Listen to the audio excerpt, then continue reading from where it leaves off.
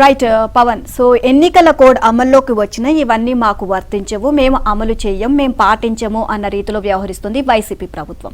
So తమ అన్యాయులకు పాత తేదీలతో సో మాకు కొన్ని కంపెనీలకు భూములు కేటాయించాలని చెప్పేసి అధికారులకు ఆదేశాలు కూడా జారీ చేయడం జరుగుతోంది. రైట్, మీరు అంటున్నట్టుగా బైరెటేస్ గన్లకు సంబంధించి కూడా కంపెనీకి 100 ఎకరాలు ఇవ్వాలి అంటూ కూడా అధికారుల నుంచి ఆదేశాలు వెళ్ళినట్టుగా తెలుస్తోంది. కోడ్ వచ్చిందా, నియమావళి పాటించాలా, ఇవేవి జగన్ సర్కార్కు పట్టదు. పాత తేదీలతో నియమాలకు పాతరేసి పని మొదలుపెట్టారు. 1000 కోట్ల విలువైన బైరెటేస్ నిల్వలున్న మంగపేట ఏరియాలో జింపెక్స్ కంపెనీకి 100 ఎకరాల పందెరానికి రంగం సిద్ధం చేశారు. ఇదంతా వ్యూహాత్మకంగా జరుగుతోంది. కంపెనీకి అర్జెంటుగా 100 ఎకరాలు ఇవ్వండి అంటూ గనుల శాఖలోని ఓ ముఖ్య అధికారితో లేఖలు కూడా రాయించారు. భూమి ఇవ్వడం కుదరదని రెవెన్యూ శాఖ ఇప్పటికే ఒకసారి తేల్చి చెప్పింది. అయినా సరే మరోసారి తమ విన్నపాన్ని పరిశీలించాలని, ఆ సంస్థకు భూమి ఇవ్వడం చాలా ముఖ్యమని సర్కార్ పేర్కొంది. సందట్లో సరేమియాగా ముఖ్య నేత వద్ద పనిచేస్తున్న వసూల్ రాజా కూడా రంగంలోకి దిగిపోయారు. ముఖ్య నేత చెప్పారంటూ ఆయన రెవెన్యూపై తీవ్ర ఒత్తిడి తెస్తున్నారని తెలిసింది. ఆ కంపెనీపై హద్దులేని ప్రేమ చూపించడానికి చాలా కారణాలే ఉన్నాయి.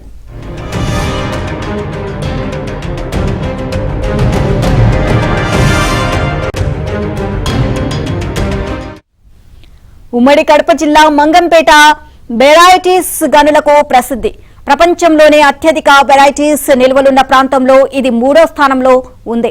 దక్షిణాసియాలో దీనిదే తొలి స్థానం. 2008లో వైఎస్ రాజశేఖర్ రెడ్డి ముఖ్యమంత్రిగా ఉన్న సమయంలో ఏపీ ఖనిజ అభివృద్ధి సంస్థతో జింపెక్స్ అనే ప్రైవేటు కంపెనీ ఒప్పందం కుదుర్చుకుంది. తవ్వి తీసిన వెరైటీస్ ను ప్రాసెస్ చేసే బెనిఫికేషన్ ప్లాంట్ ను ఏర్పాటు చేస్తామని తెలియజేసింది. దీంతో ఆ సంస్థకు అప్పట్లో జీవో 863 ప్రకారం కోర్లకుంటలో 100 ఎకరాలు కేటాయించారు. ఒప్పందం ప్రకారం 2 సంవత్సరాల్లో ప్లాంట్ ఏర్పాటు చేయాలి. కానీ ఇది ఆ సంస్థ సొంతమేమీ కాదు. ఎంపీడీసీకి జింపెక్స్ జాయింట్ వెంచర్ సంస్థగా ఉండేలా ఒప్పందం ఉంది.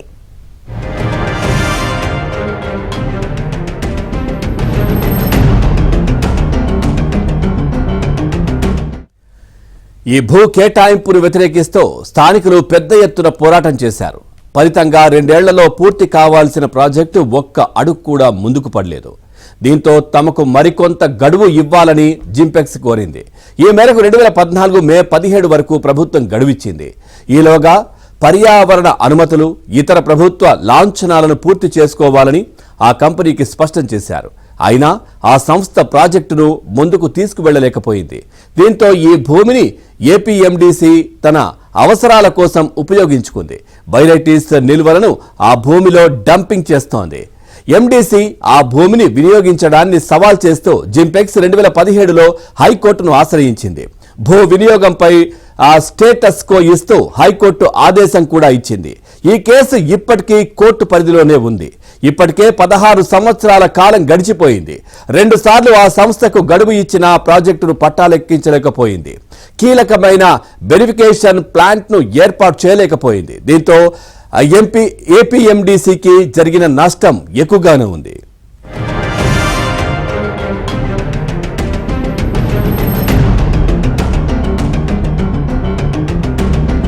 ఇక్కడ బెనిఫికేషన్ ప్లాంట్ పెడతానని 2008లో భూ కేటాయింపు జరిగినప్పటికీ కూడా బెనిఫికేషన్ ప్లాంట్ పెడతామని చెప్పి ఇప్పటి వరకు పెట్టని పరిస్థితి. బైరెటీస్ ప్రాసెసింగ్ ప్లాంట్ అక్కడ ఏర్పాటు చేయాలని గతంలో నిర్ణయించారు. అయితే సకాలంలో ఏర్పాటు చేయకపోవడం వల్ల 2 సార్లు ఆ కంపెనీకి సమయం రాష్ట్ర ప్రభుత్వం ఇవ్వడం జరిగింది. చివరకు ఆ ప్లాంట్ ఏర్పాటు చేస్తామన్న స్థలంలో ఏపీఎండీసీ వినియోగించుకోవాలని చూస్తే సంస్థ హైకోర్టుకు వెళ్ళింది. ప్రస్తుతం విషయం అయితే హైకోర్టులో ఉంది. అయితే వేరే చోట 100 ఎకరాలు కనుక తనకు కేటాయిస్తే కేసును ఉపసంహరించుకుంటా అని జింపెక్స్ సంస్థ ప్రతిపాదన తీసుకొచ్చింది. అయితే దీనికి సంబంధించి రాష్ట్ర ప్రభుత్వం హడావిడిగా వేరే చోట 100 ఎకరాలు కేటాయించాలంటూ రెవెన్యూ శాఖ పైన ఒత్తిడి తెస్తున్న పరిస్థితి అయితే ఉంది. రాష్ట్ర ప్రభుత్వంలో ముఖ్యంగా కడప జిల్లాకు చెందినటువంటి సీఎం కు సన్నిహితంగా ఉండేటువంటి వసూల్ రాజా దీన్ని అనుకున్న మొత్తం నడిపిస్తున్నట్టుగా తెలుస్తోంది. ఈ భూపందారం అంటే ఒక చోట ఇచ్చినటువంటి భూమిని రద్దు చేయకుండా వేరే చోట ఆల్టర్నేటివ్ గా కోర్టు కేసుల్లో ఉంటే ఆల్టర్నేటివ్ గా వేరే చోట ఇవ్వడం అనేది అసాధ్యమైన పని అని చెప్పి రెవెన్యూ శాఖ సంబంధించినటువంటి అధికారులు ఇప్పటికే తేల్చి చెప్పినప్పటికీ కూడా తీవ్రమైన ఒత్తిడిని అయితే తీసుకొస్తున్న పరిస్థితి అయితే ఉంది. ఒకవైపు ఎన్నికల కోడ్ వచ్చేసినప్పటికీ కూడా పాత తేదీలతో 100 ఎకరాలు ఆ కంపెనీకి కట్టబెట్టేందుకు ప్రయత్నాలు జరుగుతున్న పరిస్థితి అయితే ఉంది.